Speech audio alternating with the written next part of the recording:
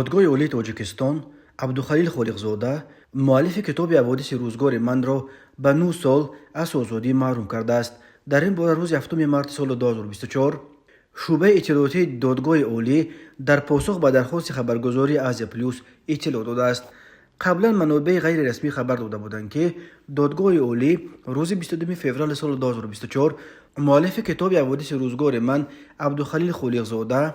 محرر این کتاب عبدالقادر رستم و ناشر آن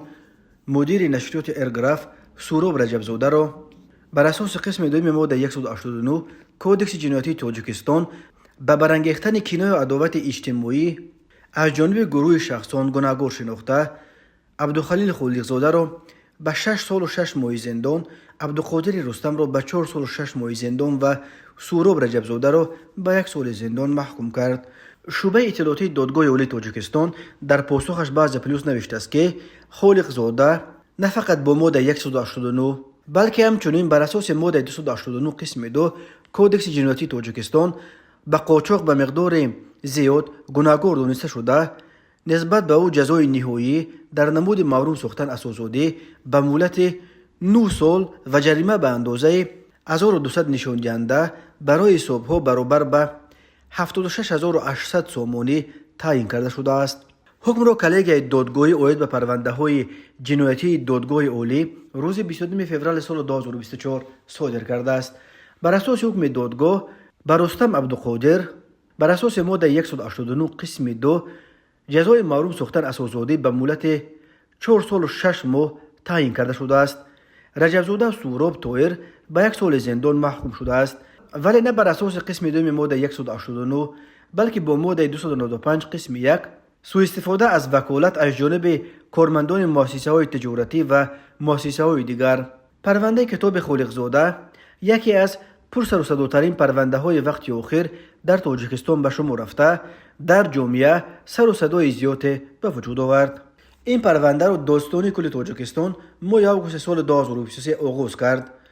و در اول ماه ژانویه سال 2024 به دادگاه عالی سپرد و بررسیش 19 ژانویه آغاز یافت. جلد اول کتاب یادداشت‌های عبدالخلیل خالقزاده با نام ماجرای رفته سال 2019 و جلد دوم یادداشت‌هایش با نام حوادث روزگار من ماه مارس سال 2023 نشر شد، ولی ماه ایون سال 2023 در شبکه‌های اجتماعی در اطراف این کتاب بحث گرمی برپا شد و برخی کاربران خالقزاده را به محل‌گرایی و پس زدن شأن و اعتبار نمایندگان منطقه‌های دیگر تاجیکستان عیب‌دار کردند. عبدالخلیل خالقزاده روز 7 آگوست سال 2023، سهراب رجبزاده را 14 آگوست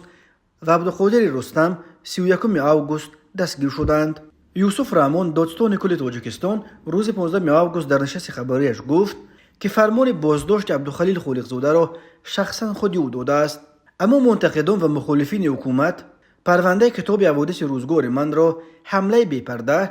به آزادی بیان که بینم در تاجیکستان خیلی محدود شده است محکوم می‌کنند. به عقیده منتقدان سبب اصلی تعقیب مؤلف کتاب انتقادهایش از فضای امروزه کشور بخصوص از فشار به سرمایه‌گذاران و صاحبکاران و به یک مریض فراگیر تبدیل یافتن فساد و کروپسیا در تاجیکستان است و